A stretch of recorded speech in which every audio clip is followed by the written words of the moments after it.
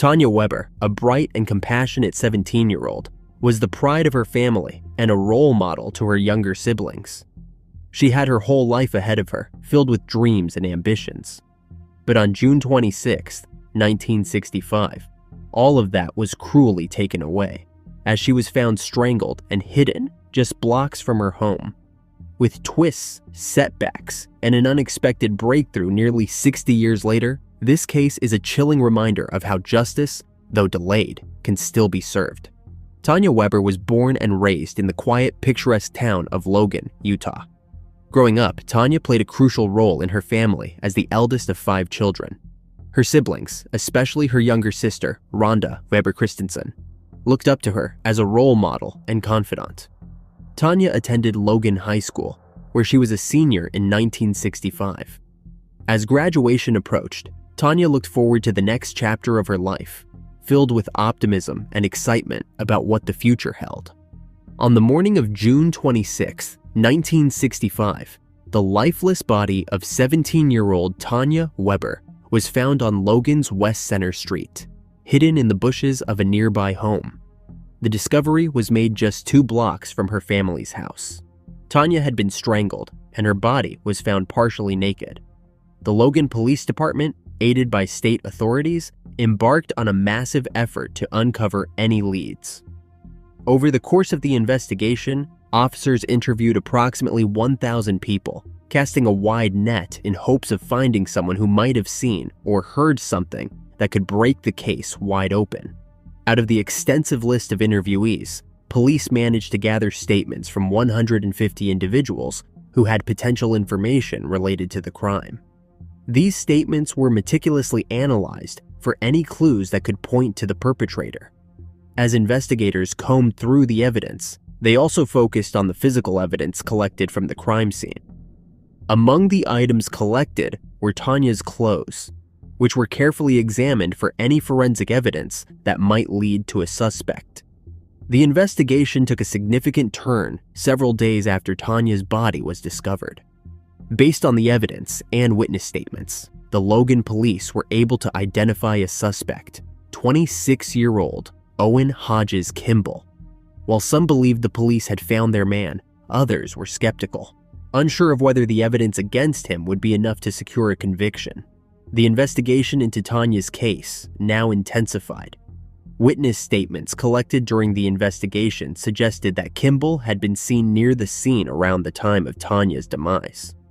This crucial detail seemed to place him at the heart of the crime, raising suspicions that he might have been involved in the tragic events of that night. For the investigators, it was a lead worth pursuing, and they focused their efforts on building a case against Kimball. However, the case took a sudden and unexpected turn just days later. On June 30th, 1965, Kimball's family reported him missing, raising alarms among both his loved ones and the authorities. The search for Kimball ended in Logan Canyon, where police discovered his lifeless body inside his car. The scene was grim, and it quickly became apparent that Kimball had taken his own life. With the prime suspect now deceased, the police faced a significant setback. Despite the statements placing Kimball near the scene, there was no concrete evidence directly linking him to Tanya's case. The lack of definitive proof meant that no additional suspects emerged, and the investigation began to stall. For 59 long years, the case remained cold. In 2022, after nearly 6 decades of uncertainty, the cold case was reopened.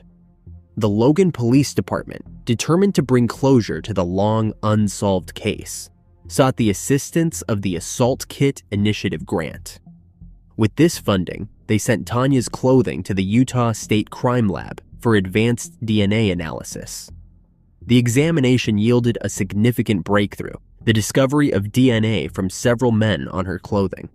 The revelation of multiple DNA profiles led investigators to consider all possible sources, including the long-deceased suspect, Owen Hodges Kimball.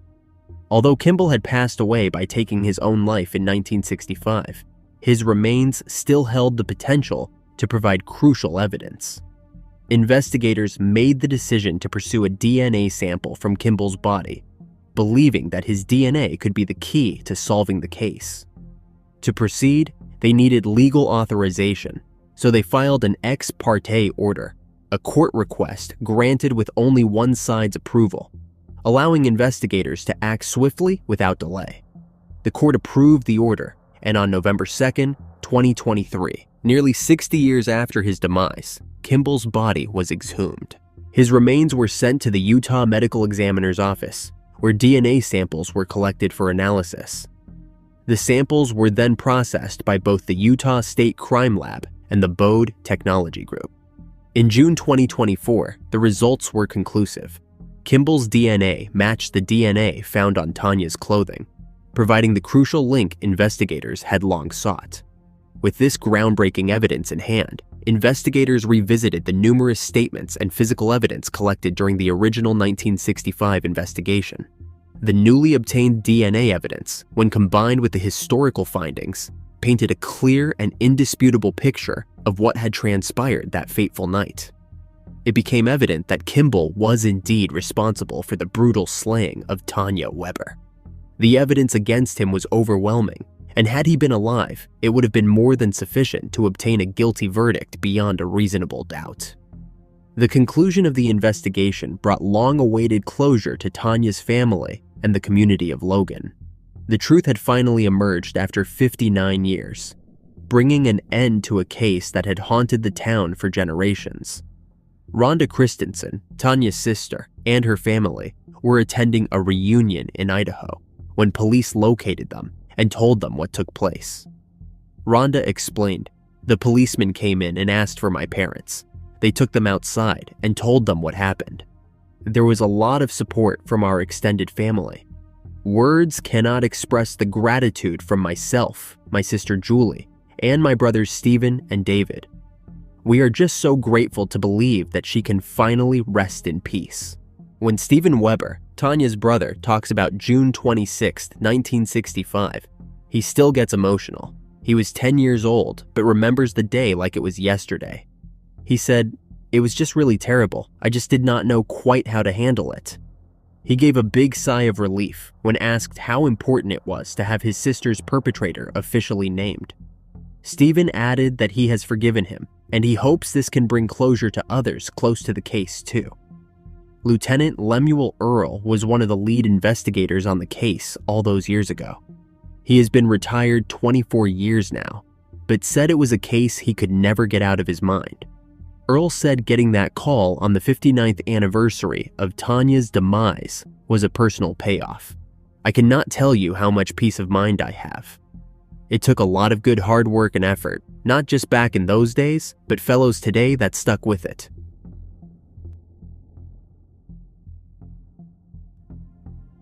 Shayna L Waller, a 26-year-old from Bell County, Texas, was a beacon of kindness, known for her generous spirit and the love she radiated to everyone she met.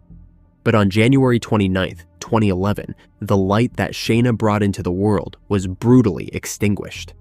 The investigation that followed was filled with twists and turns, but after more than a decade, a breakthrough finally brought long-awaited answers. Shayna L Waller was a loving daughter, cherished by her family for her unwavering kindness and the deep care she showed to those around her. However, beneath the surface of Shayna's seemingly perfect life, there were struggles and challenges that she kept hidden from those around her. Despite her cheerful exterior, she faced personal battles that weighed heavily on her heart. The pressures of life began to mount, but she remained resilient, determined to overcome whatever obstacles came her way. Then, on January 29, 2011, everything changed. On that fateful day, the life that Shayna had so carefully built began to unravel. The body of 26-year-old Shayna L Waller was found discarded in a ditch along Quarry Road. A young woman's lifeless body, partially wrapped in a light green bedsheet, drenched in blood near her head. The eerie scene was made even more disturbing by the presence of a single rubber glove stained with blood lying nearby. Authorities immediately launched an investigation determined to uncover the truth behind Shayna's untimely demise. The discovery of the rubber glove suggested that the perpetrator had taken some steps to avoid leaving behind incriminating evidence. Yet there was hope that this clue might lead investigators closer to identifying the perpetrator. On June 30th, 2011, months after her body was discovered, the results of her autopsy were released. The report confirmed what investigators had feared. Shayna's demise was a brutal slaying. She had suffered multiple stab wounds all over her body, with particularly vicious injuries inflicted on her neck and abdomen. The sheer violence of the attack shocked even the most seasoned investigators, revealing the depth of the rage and malice behind the crime. Each new piece of evidence brought the investigators closer to the truth, but also deepened the mystery surrounding Shayna's final days. Despite the relentless efforts of the police, the case went cold, leaving her family and the community without answers for over a decade. In 2022, the Bell County Sheriff's Department made a surprising announcement. The cold case of Shayna L Waller's had been reopened. Lead investigator Corey Powell, who had taken a personal interest in the case, spearheaded the renewed investigation. The passage of time had not diminished the department's determination to find Shayna's perpetrator, and advancements in forensic technology provided new tools to re-examine the evidence. The key to solving the mystery lay in the Texas Department of Public Safety, which had generated a DNA profile from the evidence collected at the crime scene back in 2011. The breakthrough came when the DNA profile was entered into the Combined DNA Index System, CODIS. After years of searching, a match was finally found. The DNA evidence pointed to a 56-year-old man named Alvin Dwayne Canton.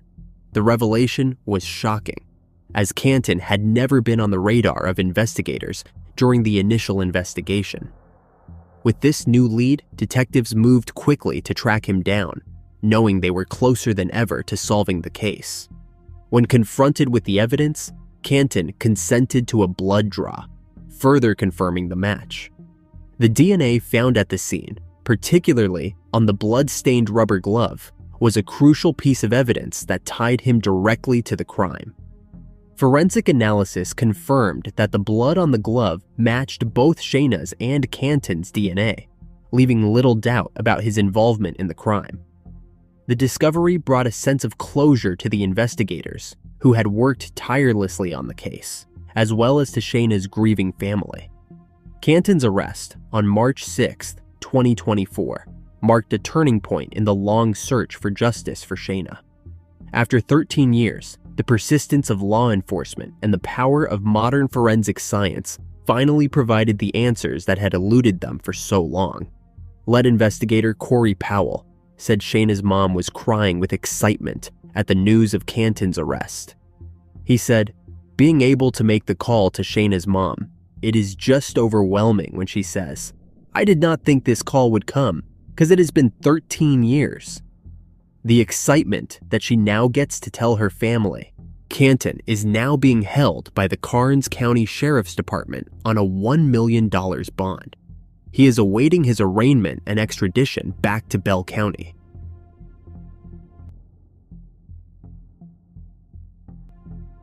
Peter Michael DiSabatino, born on October 22, 1992, in Newark, Delaware, overcame near-demise experiences as a child to become a vibrant, outgoing young man. Known for his leadership on the lacrosse field and his deep love for family, Peter's life seemed destined for greatness. But on November 12, 2012, his bright future was stolen in a moment of unimaginable betrayal. For over a decade, his case remained a haunting mystery. Peter Michael DiSabatino was born on October 22, 1992, to Angela Herman and Thomas DiSabatino. He survived two near-demise experiences in his early years, first at birth and again at the age of 2, when he nearly drowned. At Appoquinimink High School, Peter's leadership and charisma shone through. As a co-captain of the lacrosse team for 2 years, he earned a reputation not only for his athletic skills, but also for his unwavering team spirit. Yet, there was more to Peter than just his athletic prowess. He was known for his mischievous nature, a rascal with a bit of spice to his personality. Whether it was a holiday celebration or a casual weekend barbecue, Peter thrived in the company of loved ones. However, on November 12, 2012, Peter's life took a dark and unexpected turn. That evening, Peter was at his apartment, enjoying the company of friends. The night seemed like any other, filled with laughter and the comfort of close companionship. But as the evening unfolded, Peter received a text message that would change everything. The message was from someone he knew, asking him to come outside and meet them. Trusting this person, Peter stepped out, unaware that he was walking into a trap. What he thought was a friendly encounter was, in fact, a setup that would lead to his tragic demise. As Peter approached the meeting spot, the situation quickly escalated into violence. The peace of the night was shattered by the sound of gunshots echoing through the air. His friends, still inside the apartment, were jolted by the sudden, terrifying noise. They rushed outside, only to find Peter lying on the ground, gravely wounded.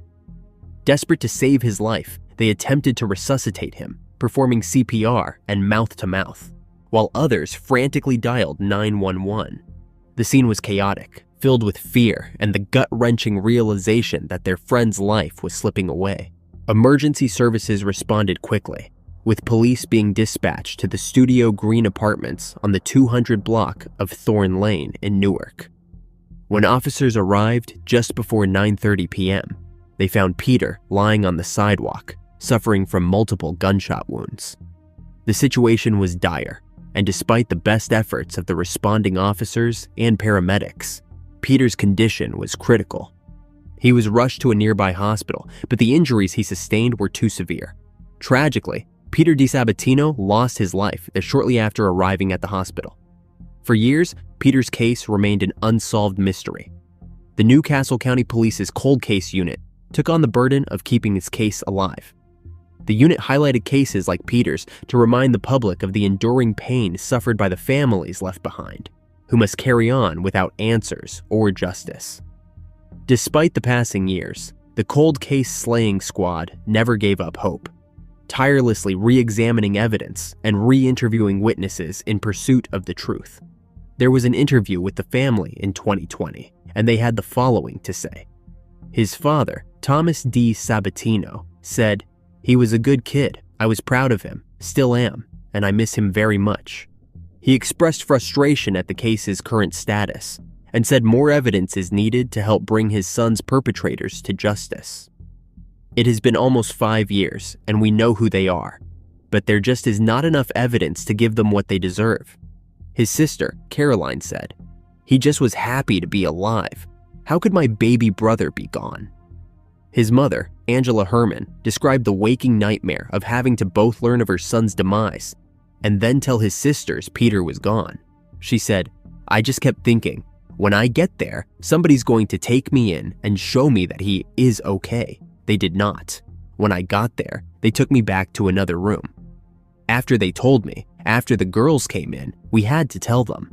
Officials let us see him, but because it was a criminal case, I could not even touch him. I could not hold him one more time. I could not even hold his hand." The persistence of the investigators finally paid off in January 2024. The investigation reached a critical turning point. The Cold Case Slaying Squad, in collaboration with the Delaware Department of Justice, made a breakthrough that would change everything. After carefully piecing together the evidence and revisiting key testimonies, detectives identified 33-year-old Alondo Dale as a suspect in Peter's case. This discovery reignited the case, providing the long-awaited lead that could finally bring closure to Peter's family. On January 16, 2024, the case was presented to a grand jury, backed by the unwavering support of the Delaware Department of Justice. The evidence was compelling enough to secure an indictment against Dale, charging him with slaying in the first degree. This indictment marked a significant milestone in the investigation, signaling that justice was within reach after more than a decade of uncertainty and heartache. The pursuit of justice culminated on January 29, 2024, when Dale was apprehended by the United States Marshals Task Force with assistance from the NCCPD Special Investigations Squad. He was subsequently arraigned in New Castle County Superior Court, facing the grave charges of first-degree slaying and first-degree slaying caused during the commission of a felony.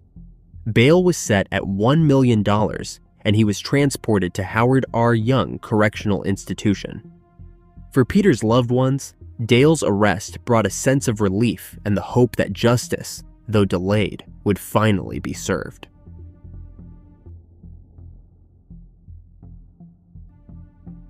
Maurice Wright, a 28-year-old father of 3 with a bright future, was a man known for his kind heart and unwavering dedication to his family. On October 7, 2017, while preparing for his daughter's birthday party, Maurice's life took a devastating turn that no one could have foreseen. The shocking events of that fateful day lead to years of unanswered questions and then a long-awaited breakthrough that finally brought hope for justice. Maurice Wright was a 28-year-old resident of Bakersfield, California. A graduate of Highland High School, Maurice was a loving father of 3 who worked full-time to support his family. Life for Maurice seemed to be on a positive path as he worked hard to provide for his children and make their lives better. On October 7, 2017, Maurice's life took an unexpected turn. That day, he was busy preparing for his daughter's birthday party, a celebration that was meant to be filled with joy and laughter. After stopping at a local store to pick up food for the party, Maurice was ready to head home to finalize the preparations. The day held the promise of happiness, and Maurice, as always, wanted to make sure his daughter's special day was perfect. However, as he left the store, something unimaginable happened. Maurice, focused on getting home to his family, was unaware that this ordinary errand would be the beginning of a tragic chain of events. Around 8:30 p.m., Bakersfield police received a distressing call reporting a shooting near South King Street and East 3rd Street. Upon arriving at the scene, officers discovered 2 victims who had sustained gunshot wounds. The severity of their injuries ranged from moderate to major, indicating the seriousness of the situation. As first responders worked quickly to assess and assist the victims, the reality of the tragic event began to unfold. One of the victims' condition was critical. He was rushed to the hospital in an attempt to save his life, but the injuries proved too severe. Later that evening, the man succumbed to his wounds. It was not long before the identity of the deceased victim was confirmed. Family members came forward to identify the man who had tragically lost his life as Maurice Wright. Maurice, a father, son, and friend, was now another statistic in the ongoing violence that plagued the area, his life cut short in a senseless act that left everyone questioning why. As the investigation into Maurice's slaying began, the Bakersfield Police Department immediately started gathering evidence and searching for suspects. Early on, authorities announced they were looking for 3 black males who had fled the scene in a dark SUV shortly after the shooting. Despite their efforts, the case remained unsolved for years, leaving Maurice's family and the community without answers or justice. The search for those responsible continued, but leads were scarce, and the case grew cold. In 2024, nearly 7 years after that tragic night, a significant breakthrough occurred. 2 suspects were arrested in connection with Maurice's case, reigniting hope for justice. Jemiah Dawson, 28, who was already in custody for an unrelated incident, became a key figure in the investigation. When questioned about the shooting on South King Street, Dawson initially denied involvement, but when detectives presented him with surveillance footage from the night of the incident, Dawson admitted to being one of the 3 suspected shooters. His confession marked a turning point in the long-standing case. Following Dawson's arrest, another suspect was apprehended. Trayvon Lee Foreman, also 28, was arrested in July 2024. He faced serious charges, including slaying, conspiracy, and gang participation in connection with Maurice Wright's demise. For Maurice's family, the news was bittersweet, a step toward justice, though it could never bring back the man they had lost. As the legal proceedings unfold, Maurice's memory will remain a poignant reminder of a life cut short by senseless violence and a testament to the enduring pursuit of justice. A person turned an ordinary diner into a sanctuary of warmth and friendship. But then the bonds forged in such a place were suddenly ripped apart. A beloved community figure is tragically taken away. For nearly 24 years, this tragic demise remained a mystery. Stephen Davis was a 46-year-old man who stayed in Pensacola, Florida. He was a cab driver for Yellow Cab Taxi. His regular presence at the local Waffle House was as reliable as the sunrise, and his easygoing demeanor made him a natural at forming connections with patrons and staff alike. The Waffle House had become more than just a diner for Stephen. It was a home away from home, where he forged bonds that extended beyond the clinking of silverware and the aroma of freshly brewed coffee. On August 26, 1998, an ominous cloud settled over the once inviting Waffle House as news spread of the tragic events that had befallen Stephen Davis. In the quiet pre-dawn hours, Stephen found himself embroiled in a terrifying encounter that would forever alter the course of his life. As he approached his cab, parked in the shadows of the early morning, he was unaware of the menace lurking within the vehicle. A man, concealed in the darkness, lay in wait for Stephen, setting the stage for a horrific ambush. Panic ensued as Stephen, sensing imminent danger, desperately attempted to flee from the assailant. As he bolted from the car, the attacker opened fire, and a hail of bullets pierced the stillness of the Pensacola night. Despite his frantic efforts to escape, Stephen was struck multiple times, once in the jaw and twice in his right posterior thorax, and his life hung in the balance. With every ounce of strength he could muster, Stephen staggered towards the nearby Winn-Dixie, hoping to find help and refuge from his assailant. Tragically, he collapsed in the parking lot, his life ebbing away as the gravity of his injuries took their toll. The glow of the streetlights illuminated the gruesome scene as Stephen succumbed to his wounds. In the aftermath of the horrific attack, Stephen's car was discovered near Navy Boulevard, its driver's door and rear passenger doors left ominously ajar. The shattered driver's side window bore testament to the violence that had unfolded, offering a chilling glimpse into the chaos that had transpired. An immediate investigation was launched, with law enforcement officials working tirelessly to uncover any leads that could shed light on the identity of the perpetrator. Yet, as the case progressed, it became increasingly clear that the lack of witnesses and physical evidence presented a formidable challenge. Despite countless efforts and the occasional tip, the passage of time seemed only to deepen the enigma of Stephen's case. The unwavering determination of investigators to bring justice to Stephen Davis and his loved ones culminated in a significant breakthrough nearly a quarter of a century after his tragic demise. In 2022, the investigation into Stephen's case was reopened, and through the utilization of advanced forensic technology, a bloody fingerprint from the scene was meticulously examined. This led investigators to identify Donald Holmes as the prime suspect. At the time of this discovery, Holmes was already serving a 20-year sentence in a Florida state prison for a home invasion robbery that occurred in Escambia County in 2012.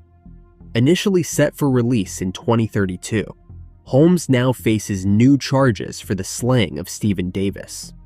This will ensure that he will be held accountable for the heinous crime. The announcement made by the Escambia County Sheriff's Office on March 5, 2024, brought a long-awaited sense of closure to Stephen's family and friends. The relentless pursuit of justice, coupled with the remarkable advancements in forensic science, enabled detectives to finally connect the fingerprint to Holmes, ultimately solving the mystery that had haunted the community for over 24 years. Stephen's sisters, Ruby Kastner and Julie MacArthur, said that he was known for being very friendly and helpful to anyone. Ruby said, "He was a big bear. He was there for everybody. He got a lot of people off illegal substances." As the legal proceedings against Donald Holmes ensue, the memory of Stephen Davis lives on.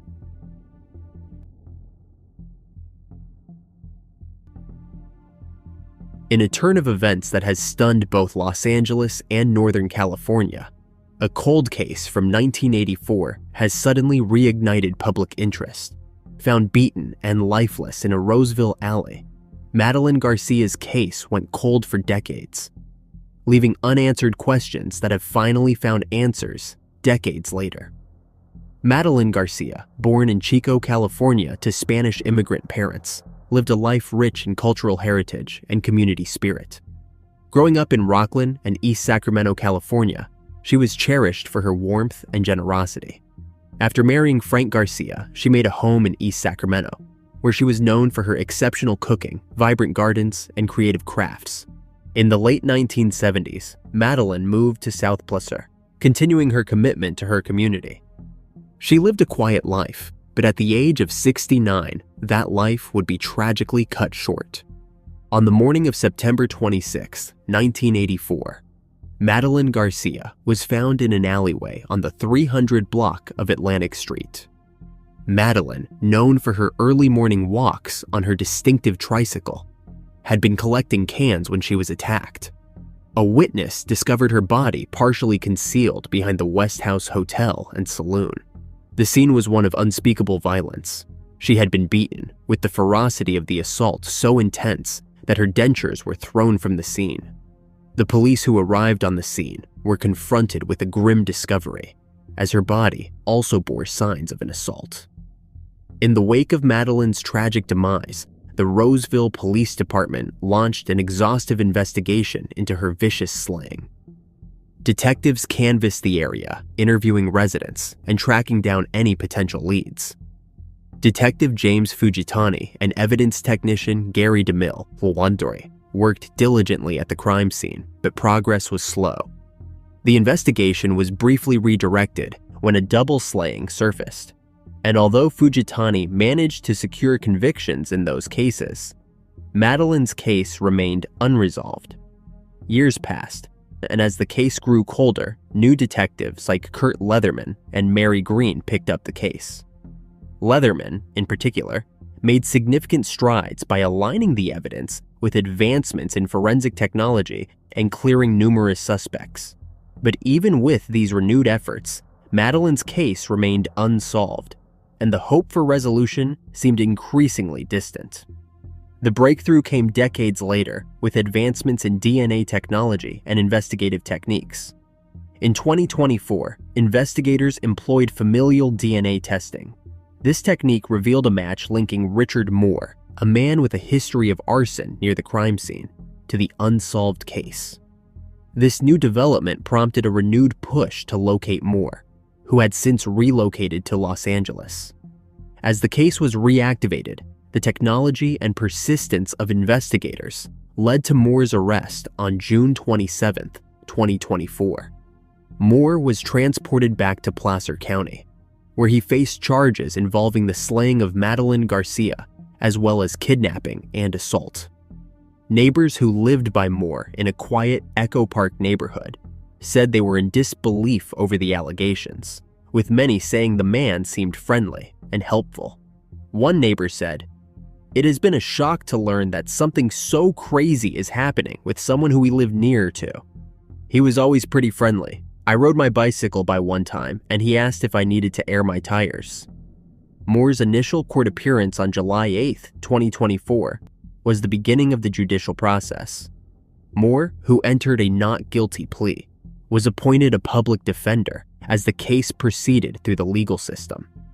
His arraignment set the stage for a trial that would test the strength of the evidence and the effectiveness of the new forensic methods used to crack the case.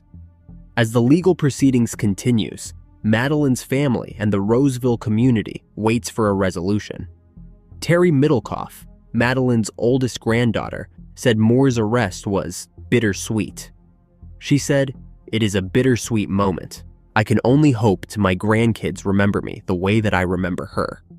The arrest not only brought renewed attention to Madeline's case, but also provided a glimmer of closure after decades of uncertainty and grief.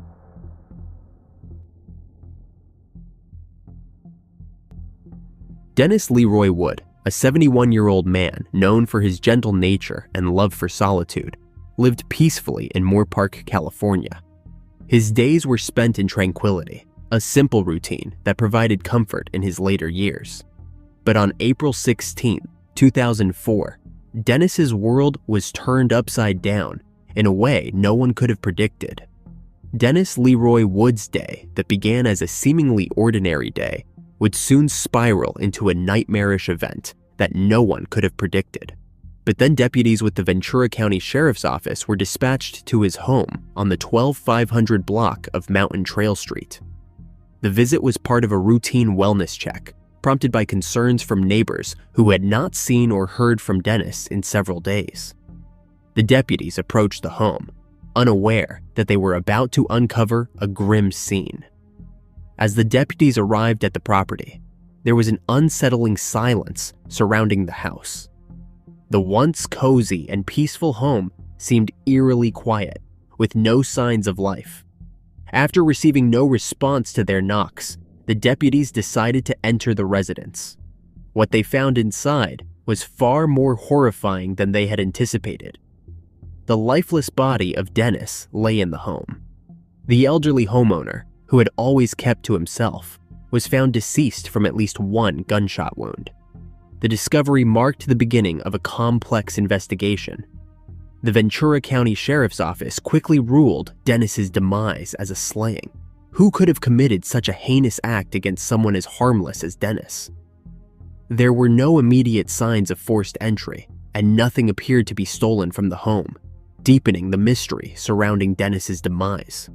Was this a random act of violence, or was there something more sinister at play? The investigation revealed disturbing details about the final moments of his life.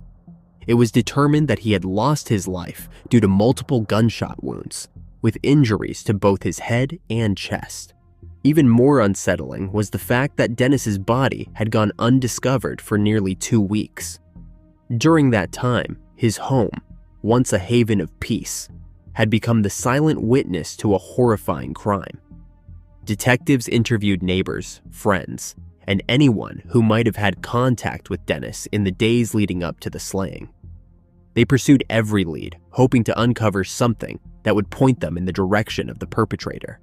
But despite their efforts, the case remained a mystery. The detectives quickly realized that the case was more complex than they initially thought. There were no clear signs of a break-in, and nothing of significant value appeared to be missing from the home. The absence of an obvious motive made it difficult for investigators to identify a suspect. With no clear direction, the case began to stall. Over the years, the case of Dennis remained a haunting, unsolved mystery for the Ventura County Sheriff's Office. Investigators would occasionally reevaluate the case, hoping that advancements in forensic technology or a fresh perspective might shed new light on the crime. Despite their efforts, the case remained cold, with no significant breakthroughs. However, that all changed on May 14, 2024, when the Sheriff's Office made a stunning announcement. They had uncovered new evidence that allegedly linked a man named Namie to the slaying of Dennis. After 20 years of uncertainty, there was finally a glimmer of hope that justice would be served. Authorities were tight-lipped about the specifics of the new evidence, citing the ongoing investigation and legal proceedings. The details of how Namie was connected to the crime and the nature of the evidence remained undisclosed. This left many to speculate about what had led to this unexpected breakthrough. One thing was clear: the case had taken a significant turn. On the morning of May 14, 2024, Namie was arrested around 11 a.m. by Ventura County deputies. Namie was quickly transferred to the Ventura County Jail, where he now awaits charges for first-degree slaying. With bail set at $2 million, Namie remained in custody as the legal process began to unfold. The arrest of Namie brought a measure of closure to the 20-year-old cold case. For the family and friends of Dennis Leroy Wood, the news was bittersweet. A mix of relief that someone had finally been held accountable, and sorrow for the years of pain and uncertainty they had endured. In the quiet stretch of Seward Highway south of Anchorage, Alaska, A chilling discovery in 1978 marked the beginning of a decades-long mystery when the body of 16-year-old Shelley Connolly was discovered. The case eventually went cold, leaving her friends and family without closure, until 2019, when forensic technology finally cracked the case wide open. Born and raised in Anchorage, Alaska, Shelley Connolly was a lively and spirited teenager with a penchant for adventure and a deep connection to her family. She was petite and often described as having an unassuming beauty. Her mother later noting that Shelley did not fully appreciate how attractive she was. Despite dropping out of high school, Shelley was eager to carve out her own path. She had a passion for beauty and personal care and was set to start cosmetology courses. At just 16, she was also engaged to a man in the military stationed at Fort Richardson. January 7, 1978, began like any other day in Anchorage, Alaska. The city was shrouded in a thick fog, and it would later become seared into the memories of those that knew Shelley, and a day that her mother, Judy Connolly, would replay countless times over the year. That evening, Shelley had plans to go out. She picked out an outfit that reflected her bold personality, and despite her mother's reservations about her going out dressed in revealing clothing, Shelley threw on a ski jacket her parents had given her for Christmas and made her way to Chilkoot Charlie's, a well-known Anchorage bar. Although underage, Shelley blended into the crowd of young adults who frequented the bar. During that time, it was a hotspot, the oil boom bringing in a surge of young men with disposable incomes. Shelley was seen leaving Chilkoot Charlie's later that night in the company of several men. Witnesses later reported seeing her at Leroy's, an all-night diner on C Street, but the timeline of her movements became increasingly murky. Sometime after leaving Leroy's, Shelley's fate took a tragic turn. The next morning, two female hikers were walking along the Seward Highway when something caught their eye down an embankment near the train tracks. What they initially thought might be discarded trash or debris turned out to be something far more horrifying. Lying motionless in the snow, they found the body of Shelley Connolly. Her petite frame was partially covered in the fresh snow. The girls immediately alerted the authorities, and soon the Alaska State Troopers were on the scene. They quickly secured the area as investigators from the Alaska Bureau of Investigation arrived. The state medical examiner would later determine that Shelley had suffered a brutal assault before being left in the frigid Alaskan winter. She had been beaten, and her body bore the signs of a vicious attack. Ultimately, it was a combination of internal injuries, including a ruptured spleen and exposure to the freezing temperatures that claimed her life. Evidence suggested that after she was assaulted, Shelley had been thrown from a moving car. Her hand became trapped in the door, and the vehicle dragged her some distance before her assailants realized what had happened. When they stopped the car and freed her, they callously discarded her over the side of the embankment, deserting her in the cold of the night. There were faint marks in the snow signs that she had tried to crawl up after being thrown out of the vehicle. Initial efforts focused on piecing together the events leading up to Shelley's tragic demise.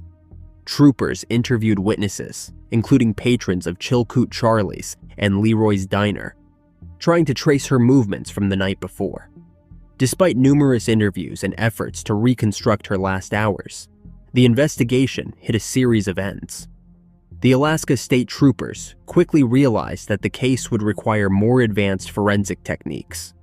By 1997, with forensic DNA technology becoming a viable tool for solving cases, the Alaska Scientific Crime Detection Laboratory began developing a DNA profile from the biological evidence collected during Shelley's autopsy. This profile aimed to match the unidentified suspect's DNA with known profiles in CODIS.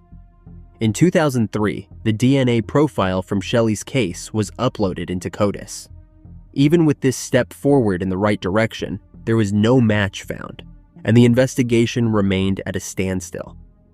The case was reopened and evidence re-examined multiple times throughout the years, yielding no new leads. It was not until 2019 that investigators finally got a break in the cold case.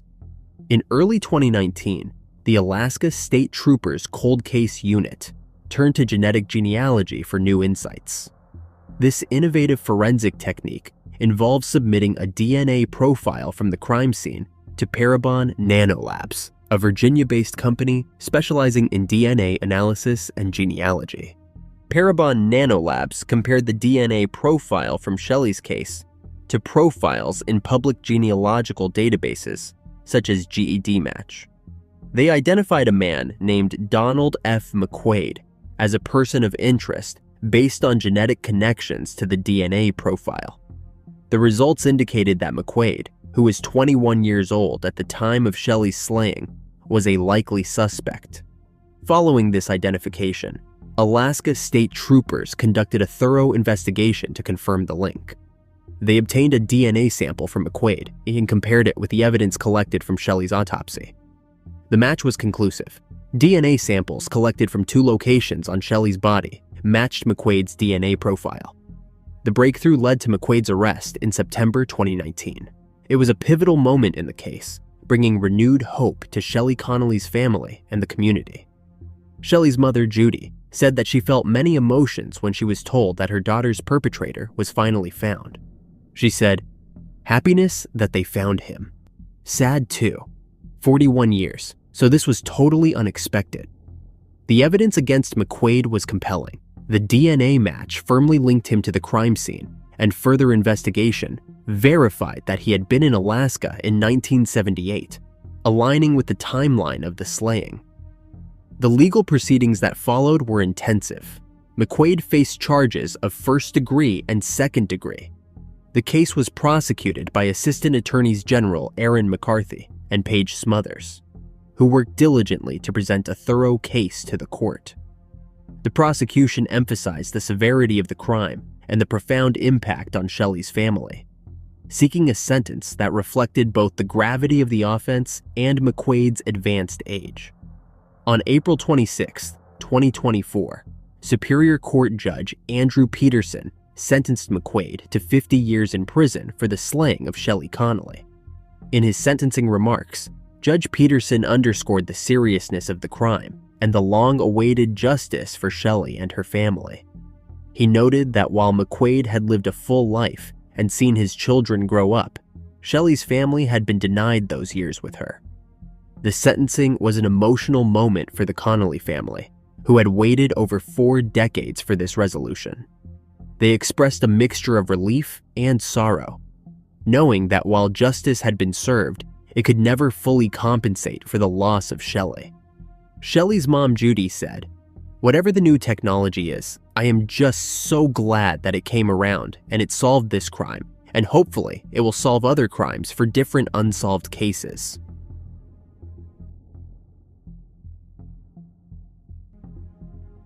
In 1986, Ruby Doss was discovered strangled in Spokane's East Sprague area in Washington, leaving investigators with a cold case that seemed destined to remain unsolved. Over the years, the similarities between her case and a series of other unsolved slayings led to numerous false leads and ends. It appeared that justice for Ruby might never come, until a breakthrough in an unrelated crime unexpectedly brought new evidence to light, reigniting the search for her perpetrator. Ruby J. Doss was a 27-year-old woman living in Spokane, Washington in 1986. Originally from Detroit, Ruby had moved to Spokane seeking new opportunities and a fresh start. Before the crime that would take her life, Ruby had been struggling with various personal hardships, including economic difficulties. To make ends meet, she worked as an escort, a choice that placed her at increased risk in a world already fraught with danger. Despite these hardships, Ruby remained hopeful and resilient, trying to build a better future for herself and her children. Tragically, those dreams would never be fulfilled. On the rainy evening of January 30th, 1986, Ruby J. Doss's life came to a tragic end. Ruby was last seen in the East Sprague area of Spokane, a neighborhood known for its high levels of criminal activity and transient population. As the night wore on, the weather turned colder and wetter, adding to the bleakness of the evening. Ruby's final hours remain unclear, but it is known that she was found in a field near the intersection of Fisk and Ferry, an area that was both secluded and dimly lit. The discovery was made by a transient who stumbled upon her body. Ruby had been strangled, and the brutality of the crime was clear by the evidence left at the scene. Her body was found in a state that indicated a violent struggle. Police arrived at the scene to find Ruby's body, showing clear signs of trauma. The investigation quickly focused on the details surrounding her slaying, including the identification of potential witnesses and the collection of evidence from the crime scene. The evidence included fingerprints and DNA, although forensic technology at the time was limited. Initial interviews with potential witnesses and those familiar with Ruby did not bring any substantial leads, leaving investigators grasping for answers. As the investigation progressed, detectives noted troubling similarities between Ruby's case and a series of other unsolved slayings in the Spokane area. Over a span of months in 1986, several women, including Mary Ann Turner and Dorothy E. Burdett, were found strangled under circumstances that suggested a possible pattern. Mary Ann, a convicted prostitute, was found strangled next to a garage on South Ivory in early November. Dorothy, a 62-year-old woman with no known criminal background, was discovered in High Bridge Park on Christmas Day. The striking similarities in the method used to cut their lives short, particularly the use of strangulation, led investigators to consider whether a single perpetrator could be responsible for all these cases. Even with these connections, the investigation into Ruby's case faced significant obstacles. The conditions of that night, coupled with the sparse evidence and lack of immediate witnesses, made the investigation challenging. The forensic evidence collected was limited, and the technology of the time did not allow for comprehensive DNA analysis or provided definitive links between the cases. The police explored various theories, including the possibility of a serial perpetrator operating in the region, but were unable to find conclusive evidence to tie the cases together. The lack of significant progress and the absence of new leads gradually caused Ruby's case to grow cold. The investigation continued sporadically, but with each passing year, the chances of solving the case seemed to diminish. The breakthrough in Ruby Doss's case came more than 30 years after her brutal slaying, stemming from a seemingly unrelated investigation in a different state. By 2015, advancements in forensic technology had revolutionized the way law enforcement could analyze and match DNA evidence, providing new hope for cold cases. In a separate case, Richard Aguirre, then in his late 50s and a former police officer from Pasco, Washington, was under investigation for an assault that occurred in Franklin County. During this investigation, Aguirre's DNA was collected and entered into the National DNA Database, CODIS. In a stroke of luck, Aguirre's DNA profile was cross-referenced with DNA evidence collected from Ruby's crime scene. This pivotal match was made possible by advancements in DNA technology and the entry of evidence into the database, which had not been feasible at the time of the original investigation. The connection between Aguirre and Ruby's case was solidified when Spokane police obtained a search warrant for Aguirre's home. They collected new evidence, including items that could potentially link him to the crime. The renewed scrutiny and comparison of evidence confirmed that Aguirre was the prime suspect in Ruby's case. The discovery was a game changer. It not only identified the man responsible for Ruby's demise, but also rekindled hope for the families of other victims who had remained unsolved. After remaining unsolved for nearly 3 decades, Aguirre was arrested in June 2015 for his involvement in the slaying of Ruby Doss. The arrest was a major breakthrough for the Spokane police, who had long sought justice for Ruby and her family. Aguirre's trial began with intense scrutiny and high public interest. The prosecution presented a compelling case, highlighting the DNA evidence that linked Aguirre to the crime scene. But the trial was not without complications. The defense argued that Aguirre was not in Spokane at the time of the slaying, pointing to his military records and claiming that other DNA evidence found at the scene suggested multiple potential suspects. They contended that Aguirre's successful career as a police officer and his subsequent life should be considered in their defense. The trial took a turn when the jury was unable to reach a unanimous verdict, resulting in a mistrial in early 2021. Aguirre's case was retried in 2023, and he chose to waive his right to a jury trial. He opted instead for a bench trial where Spokane County Superior Court Judge Jeremy Schmidt would decide his fate. The second trial concluded with Aguirre being found guilty of first degree on December 26, 2023. The verdict came as a relief to Ruby Doss's family, who had endured years of uncertainty and grief. On March 5, 2024, Richard Aguirre was sentenced to 25 years in prison. The sentence, handed down by Judge Schmidt. Schmidt noted the brutal nature of the crime and the enduring pain experienced by Ruby's family, acknowledging that no sentence could truly fill the void left by Ruby's loss. Aguirre's defense attorney argued for a reduced sentence, emphasizing Aguirre's age at the time of the crime and his later contributions to society. They also talked about the potential vulnerabilities Aguirre would face in prison, given his background as a former law enforcement officer. Ultimately, the judge decided on the maximum allowable sentence under the 1986 laws. The sentencing was a bittersweet closure for Ruby Doss's case. While it could not undo the past or fully heal the wounds left by her tragedy, it provided a measure of justice and a sense of resolution for her family. Lashunda Doss Walker, the oldest daughter of Ruby, said, "I am not sure how much he understands that he was such an eraser. He changed the trajectory of my life and my sister's lives in such a major way." Latoya Doss, another one of Ruby Doss' daughters, said, "This is not just a loss for me. It is a generational loss for my future family members."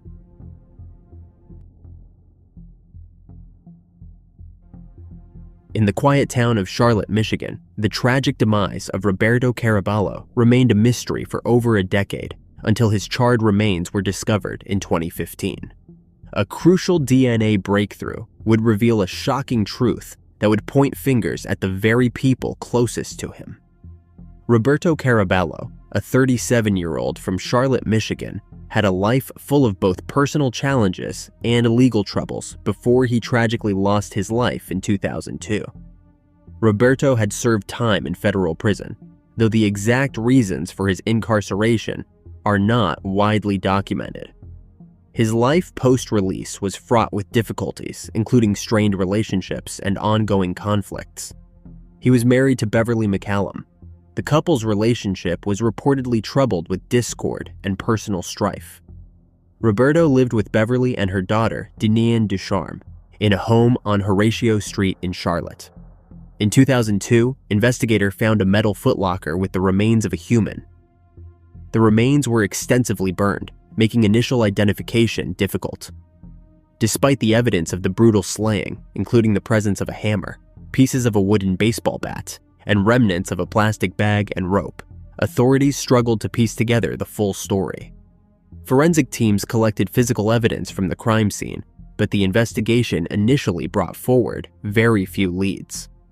The investigation continued for years, with detectives diligently following leads and exploring various theories. Even with the extensive work, the case remained unsolved, and the identity of the victim was not known until several years later. The breakthrough in the case came in 2015, more than a decade after the slaying. Danielle Ducharme, who was serving a life sentence for first degree, reached out to authorities and provided crucial information implicating her mother, Beverly McCallum, and Christopher McMillan. This new information prompted a reinvestigation into the case.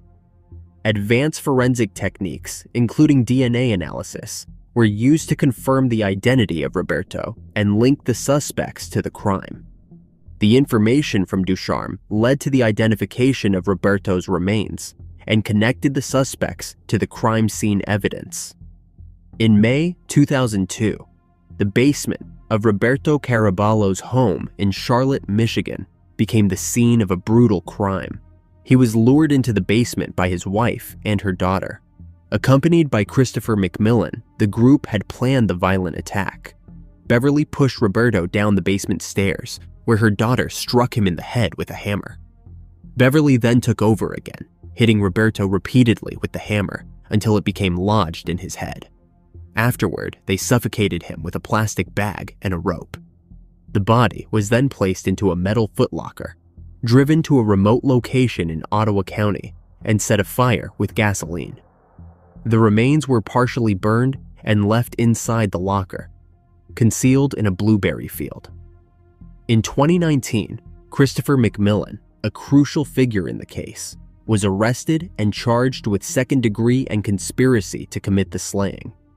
McMillan, who had initially cooperated with authorities, provided pivotal testimony that implicated Beverly McCallum and Deneen Ducharme in the 2002 slaying of Roberto Caraballo.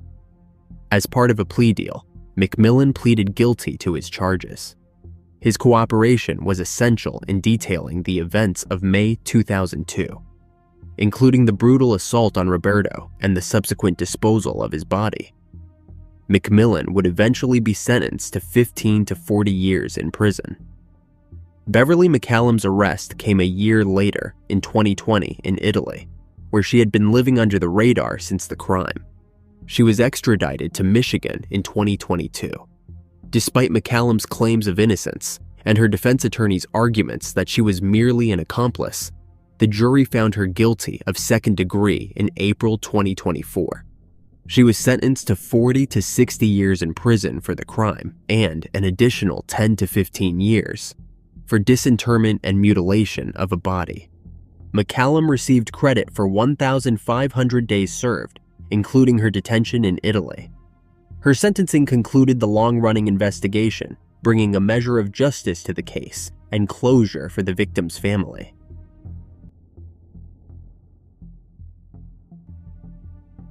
For decades, the search for Tommie Lee Hill seemed like a fruitless end. Convicted of heinous crimes spanning 3 states and vanishing from federal custody due to a clerical error, Hill remained elusive. Until a single tip from a determined survivor changed everything. Tommie Lee Hill's criminal activities, which began in the 1960s, cast a long and dark shadow over the lives of his victims and the communities he touched. He committed some of the most atrocious crimes imaginable by assaulting children and was convicted of a string of crimes in Michigan and Indiana. His crimes even included assaulting his young stepdaughters and assault with intent to harm, burglary, firearms, and counterfeiting. One crime he committed was against his 12-year-old stepdaughter, Irma Shaw. He was sent from Terre Haute, Indiana jails to Grand Rapids to be sentenced for the crime, when during his sentencing, he told authorities he was thirsty. He entered the women's bathroom and escaped through a window into a getaway car. In 1979, Hill was convicted of serious crimes in Grand Rapids, Michigan, but his legal sentence was never served. On the same day he was to be sentenced, Hill managed a daring escape from custody due to a clerical error. He would go on to commit even more crimes in Pennsylvania. For years, Hill remained a fugitive, adopting new identities and locations to evade capture. A reward of $7,000 was offered for information through an anonymous tip site, but years went by with no leads, and the case went cold. At the heart of the case was Irma Shaw, a key figure in the pursuit of justice. Irma had been a victim of Hill's crimes, and she was driven by a deep sense of unresolved trauma and an unwavering commitment to see Hill held accountable. Her quest was not just about seeking justice for herself, but also about advocating for others affected by Hill's actions. Irma Shaw's pursuit of Hill took a turn in 2017 when an anonymous tip came in. A woman called saying she remembered seeing Hill with his car broken down on the side of the highway in Pittsburgh in the 1970s. This tip reignited the investigation, with leading officer Joe Garrett of the U.S. Marshals Fugitive Task Force re-examining the case. Garrett, working alongside Irma, employed genealogical evidence and investigative techniques to track Hill's new identity in Pennsylvania. Their investigation revealed, in June 2024, that Hill had been slain in 1983 by an individual seeking retribution for the harm Hill had inflicted. While this did not provide the opportunity for Hill to face justice in court, it offered a form of closure to those affected by his actions. Irma Shaw's tragic experience with Hill and her subsequent quest for justice shows the impact of trauma and the importance of perseverance. The case of Tommie Lee Hill is a powerful reminder of the dedication required to solve cold cases and the importance of justice, even when it comes many years after the fact. Danielle Houchins, born in 1981 to her mother Cheryl Houchins, was affectionately known as Danny. From a young age, Danny was the apple of her mother's eye, and the bond between them was unbreakable. On September 21, 1996, 15-year-old Danielle left her home in Belgrade, Montana, with plans to spend the day fishing at Cameron Bridge Fishing Access, a popular spot she often visited. It was supposed to be a peaceful, solitary escape, just another quiet day by the water. However, what began as a routine outing soon spiraled into a harrowing mystery when Danielle failed to return home. Later that day, searchers discovered her truck parked near the fishing access. The vehicle was left unlocked, with no immediate signs of struggle, but there was no trace of Danielle herself. Hours passed, and as daylight waned, the search intensified, driven by growing fears for her safety. Tragically, those fears were realized when Danielle's lifeless body was found several hours later, face down in shallow water, not far from where her truck was discovered. The evidence of assault was undeniable, and the manner of her demise was as horrific as it was heartbreaking. Her final moments had been spent in terror, as her attacker brutally forced her head down into the marshy ground. As investigators pieced together the tragic events, it became evident that Danielle had been suffocated, with her head held down until she choked to her end on the mud. Who was responsible for taking Danielle Houchins' life? For nearly 28 years, this question remained unanswered. Despite the case going cold, the sheriff's office refused to let it slip into oblivion. In 2019, they reopened the investigation, hopeful that advancements in forensic science might finally bring closure to this tragic chapter. The preserved evidence from Danielle's case was sent to a state-of-the-art forensics lab in California, where it was meticulously analyzed. The DNA was compared against the FBI's CODIS, but no matches were found. Though this was a discouraging outcome, investigators remained steadfast in their pursuit of justice. They turned to a new and promising tool: genetic genealogy. With a court order, they accessed the extensive DNA databases, hoping to find a match that CODIS could not provide. This bold move paid off when a DNA match was found, leading investigators to Paul Hutchinson, a 55-year-old man living in Dillon, Montana. In July 2024, investigators approached Hutchinson at his home, confronting him with questions about Danielle's case. The interaction was tense, and Hutchinson's nervous and erratic behavior raised suspicions. His demeanor suggested he was hiding something far more sinister than anyone could have imagined. Just hours after the interview, on August 9th, 2024, Hutchinson took his own life, abruptly ending the possibility of a full confession. Despite his untimely demise, the case was not closed. Shortly thereafter, forensic analysts confirmed that the DNA evidence from Danielle's case was an undeniable match to Hutchinson. The long-awaited breakthrough had finally come, but it arrived with a mix of relief and sorrow. His family, unaware of his past, was left devastated by the revelation. Hutchinson was married and worked for the Bureau of Land Management for 22 years. He had 2 kids, a daughter around the age of 20 and a younger son. He was a graduate student at Montana State and had only been in the area a short period at the time he took Danny's life. While the confirmation of his guilt brought a sense of resolution to Danielle's family, it also underscored the profound impact of a crime that had gone unsolved for so many years. Danny's younger sister, Stephanie Mollett, said, "Even though this man will not face a jury of his peers, I have no doubt he was the one who forcefully and violently assaulted my sister. When the time came to face up and account for his violence, he instead chose to end his life. He knew of his guilt and could not face my family or his family and the pain he caused. After nearly 28 years without answers, without justice, we celebrate today. Stephanie says 28 years is far too long, and she had to fight far too hard to find justice for her 15-year-old sister.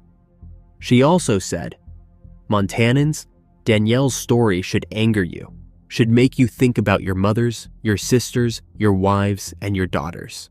Should make you think about everything you would do to protect and honor the women you love."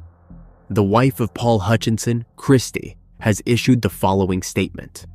"We are absolutely heartbroken to learn this news, and our hearts go out to the Houchins family.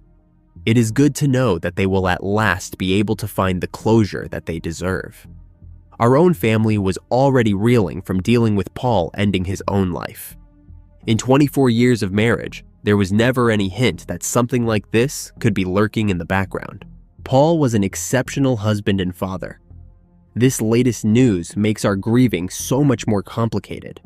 We would appreciate being given the space to process and come to terms with this development as we mourn. The investigation into Danny's case is closed. However, law enforcement is still looking into Paul Hutchinson's life and possible connections to other cold cases."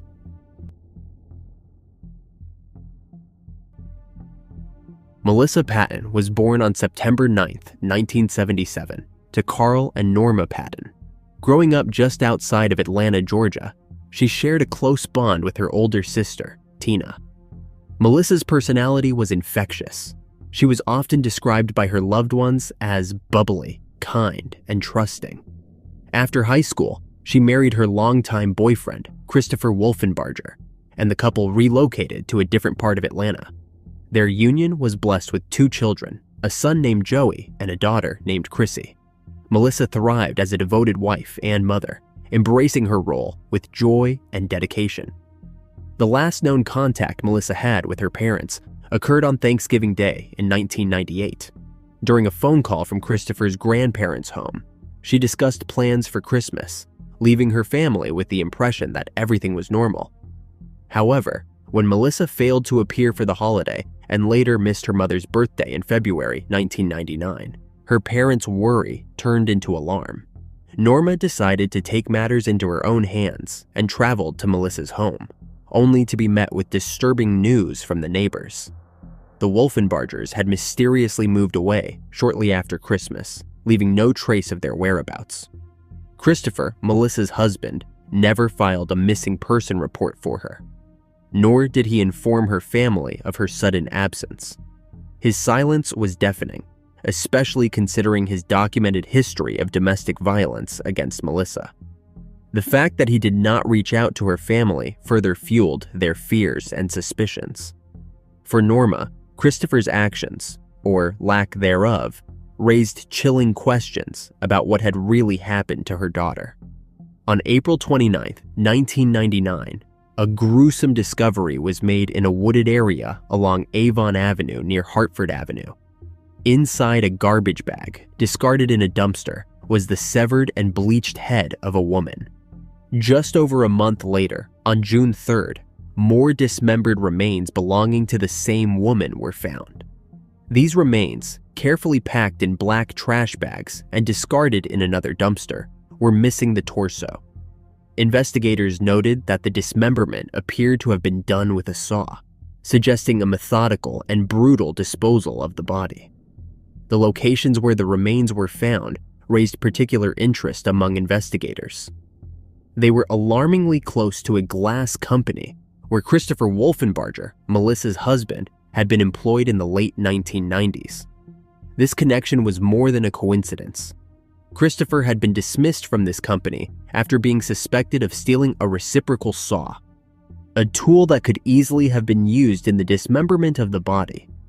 The proximity of the dump sites to his former workplace and his history of theft added a chilling layer to the investigation. As authorities dug deeper, the pieces began to fit together in a disturbing way. The careful dismemberment and the bleaching of the head pointed to a perpetrator who who had both the tools and the knowledge to carry out such a heinous act. While the identification of the remains had not yet been confirmed, the proximity to Christopher's past workplace and the nature of the crime created a dark cloud of suspicion over him. In 2003, a significant breakthrough emerged in the haunting case of Melissa Patton's disappearance, when authorities successfully identified the dismembered remains as hers through advanced DNA testing. This pivotal identification hinged on a DNA sample from her father, Carl Patton, who had recently been arrested for a string of unrelated crimes. The discovery not only provided a grim closure to Melissa's family, but also unveiled a sinister facet of Carl's past that had long remained hidden. Between 1973 and 1977, Carl was responsible for the slayings of 5 individuals across Georgia, 3 of which were part of the infamous Flint River slayings. These cases had baffled law enforcement for years, remaining unsolved mysteries until the DNA evidence linked Carl to them. As the investigation deepened, Carl pleaded guilty to 4 of these cases in March 2003 and the 5th in May of the same year.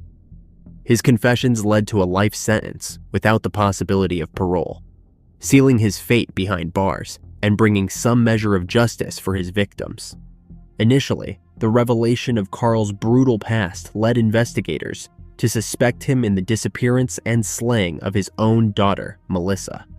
However, further scrutiny and evidence established that Carl had been incarcerated well before Melissa vanished, effectively eliminating him as a suspect in her case. This development was both a relief and a new source of anguish for the Patton family, as it meant that the true perpetrator remained at large. With Carl cleared of any involvement, the focus of the investigation shifted back to Christopher Wolfenbarger, Melissa's estranged husband. Despite the red flags, law enforcement struggled to gather the concrete evidence necessary to press charges against him, leaving Christopher as the sole suspect without formal accusations. In 2024, the police, determined to bring closure to the cold case, re-examined the evidence with fresh eyes and new forensic techniques. These developments finally pointed decisively towards Christopher Wolfenbarger, Melissa's estranged husband, as the prime suspect in her slaying. On a hot summer day in August, law enforcement moved swiftly to apprehend Christopher at his home in Griffin, Georgia.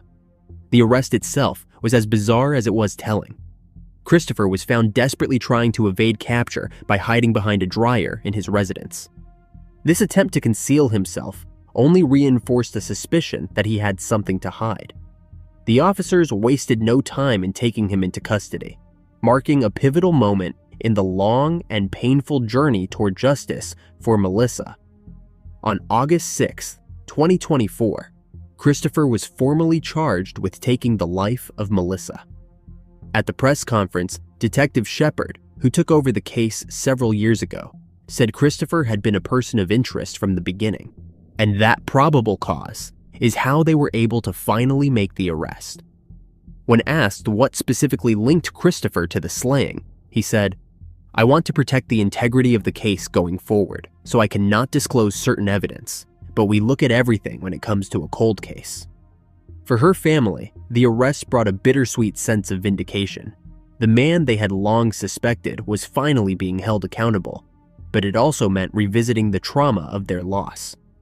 Norma Patton, Melissa's mother, said, "We have finally made it. He is in custody, and now we just need to get over the last hurdle and get him convicted. You do not know what the final straw was that caused him to do what he did to her. He is the only one who has the real answers." She said her last words to her daughter was, "I love you, and you know where I am if you need me."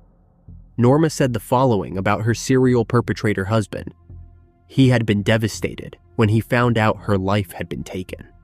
But he was deliriously happy as soon as he found out Chris had been arrested." Tina, Melissa's sister, said she knew it was Christopher. She said, "From day one, we knew it was Christopher. There was never ever any doubt in our minds who did this. My mom said when she first met him, there was just evil in his eyes. That is so true." For Melissa, She did not deserve what she got, and I hope anybody who is in a domestic violence situation, please get out.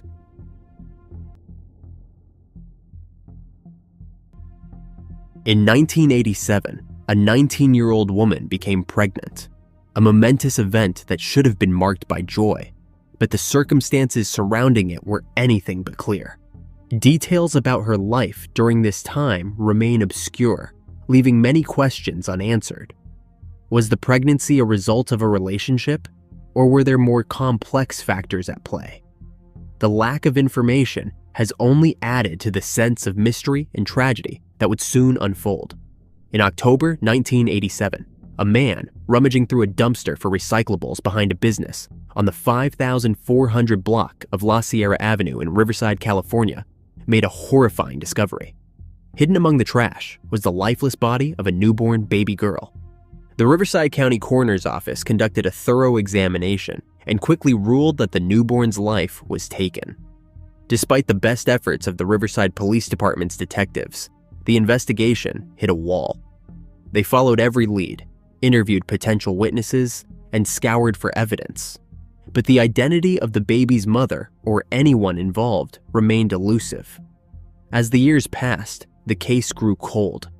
The Riverside Police Department's cold case unit made a pivotal decision in 2020, one that would eventually lead to justice for a crime that had been unsolved for over 3 decades. Determined to resolve the case of the unidentified baby girl found in 1987, detectives joined forces with the Riverside County Regional Cold Case Team and the nonprofit organization Season of Justice. This collaboration was driven by the hope that new forensic technologies, especially advanced DNA analysis, could finally identify the mother of the deceased infant.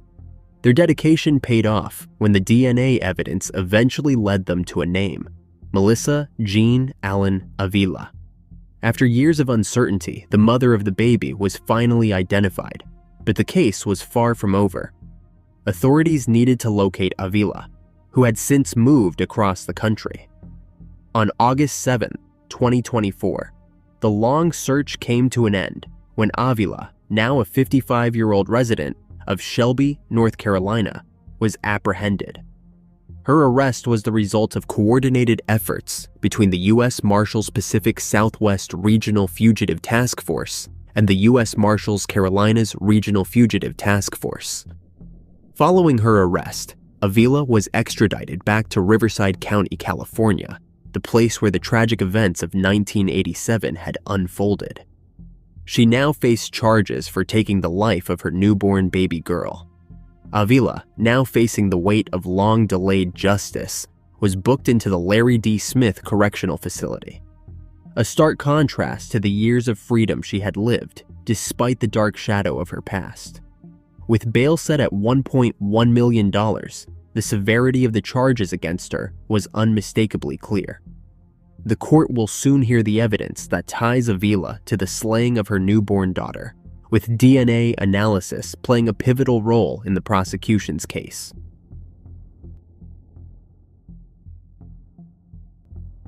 Wayne Pratt, a 24-year-old man, worked as a gas station operator at the Enco gas station located along U.S. Highway 41 in Winnebago, Wisconsin, about 60 miles southwest of Green Bay. Known for his kind-hearted nature, Wayne was deeply loved by those around him, especially by his wife, Marie Pratt, to whom he was a devoted and caring husband. The night of June 12, 1963, would mark a tragic and unforeseen twist in his life.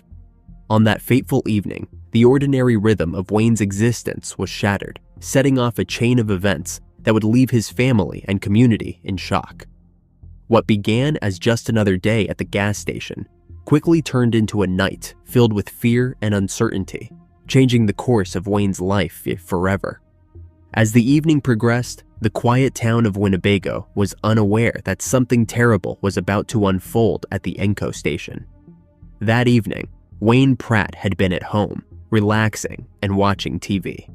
It was an ordinary night until around 8:40 p.m., when the sound of a car pulling up to the gas station interrupted his evening. Always diligent and ready to help, Wayne stepped outside and walked toward the station, assuming that the driver needed gas or assistance. He had no reason to suspect that this encounter would be anything other than routine. As time passed and Wayne did not return home, his wife, Marie, grew increasingly anxious. The minutes stretched into what felt like hours, and her concern deepened. Unable to shake the feeling that something was wrong, Marie decided to head to the gas station herself, hoping to find Wayne busy with a late customer. However, nothing could have prepared her for the horror she was about to uncover. Upon arriving at the Enco gas station, which was usually bustling with activity, Marie found the scene eerily quiet. Her heart pounded as she entered the building, and her worst fears were realized when she discovered Wayne's lifeless body in the back room. He was covered with a blanket, a shocking sight that made the grim reality all too real. The man she loved and had spent her life with was gone. Overcome with grief and disbelief, Marie immediately called the police, her voice trembling as she reported the tragedy. When authorities arrived, Marie recounted the harrowing details of how she had found her husband. As the investigation into Wayne Pratt's slaying began, the full extent of the brutality he suffered became chillingly clear. Wayne had been stabbed 53 times, a horrifying act of violence that shocked even the most seasoned investigators. The sheer number of wounds indicated a level of rage and personal animosity that made the crime all the more perplexing. Yet, despite the gruesome nature of the attack, there was a glimmer of hope in the form of evidence left behind. Blood that did not belong to Wayne. This discovery suggested that Wayne's assailant had also been injured during the violent struggle. The presence of the attacker's blood at the scene provided investigators with a crucial lead, hinting that the person responsible had left behind a trace of their identity. However, despite this promising clue, the investigation quickly encountered significant challenges. No further details about how the events unfolded that night could be uncovered, leaving many questions unanswered. As the months turned into years, the trail grew colder. Investigators exhausted every lead, but the case remained frustratingly stagnant. With no arrests made and no new evidence coming to light, Wayne Pratt's case began to slip from the forefront of public attention. The case, once a priority, slowly transitioned into a cold case, as the initial burst of investigative activity failed to yield any significant breakthroughs. By the time the late 1960s arrived, the investigation had stalled almost entirely. With limited resources and no new leads, law enforcement had little choice but to scale back their efforts. In 2011, nearly 5 decades after Wayne's life was brutally taken, the case was reopened as investigators sought to leverage advancements in forensic science to find new leads. With DNA technology now more sophisticated, the hope was that re-examining the evidence might finally reveal the identity of Wayne's perpetrator. Investigators focused on the blanket found covering Wayne's body, knowing that any genetic material left behind could provide the breakthrough they needed. By 2015, their efforts seemed to be paying off. Sorensen Forensics, a leading forensic testing company, identified DNA mixtures on the blanket, a promising development that brought new life to the investigation. However, the mixed nature of the DNA samples complicated matters, preventing authorities from entering the information into national databases to search for a match. The investigation stalled once again, as the inability to isolate a clear profile left investigators at a frustrating standstill. 3 years later, however, the case took a significant turn. In 2018, a warrant was issued for the arrest of William Dockstader, an 82-year-old man from Bowler, Wisconsin. Dockstader had been on the radar of investigators since 1963, when he was initially identified as a suspect in the days following Wayne's demise. Tips about his potential involvement resurfaced in 1968 and again in 2022, keeping him in the periphery of the investigation for decades. But it was not until 2023 that new DNA technology provided the evidence needed to conclusively link Doxtator to the crime. In 2023, Sorensen Forensics re-examined the DNA evidence using the latest technology, while cybergenetics employed true allele data analysis to sift through the complex DNA mixtures. The analysis revealed on July 16, 2024, that Doxtator's DNA was statistically identical to the DNA found on the blanket that covered Wayne's body. This breakthrough, though bittersweet, finally provided the answer that investigators, Wayne's family, and the community had sought for over 61 years. Though William Doxtator had passed away in 2022 at the age of 82, the Winnebago County Sheriff's Office officially closed the cold case. The Winnebago County District Attorney's Office reviewed the evidence and confirmed that, had Doxtator been alive, there would have been sufficient grounds to charge him with slaying. The resolution of the case brought a measure of closure to a decades-old mystery, even as the memory of Wayne Pratt's tragic demise continued to resonate with those who had lived through it.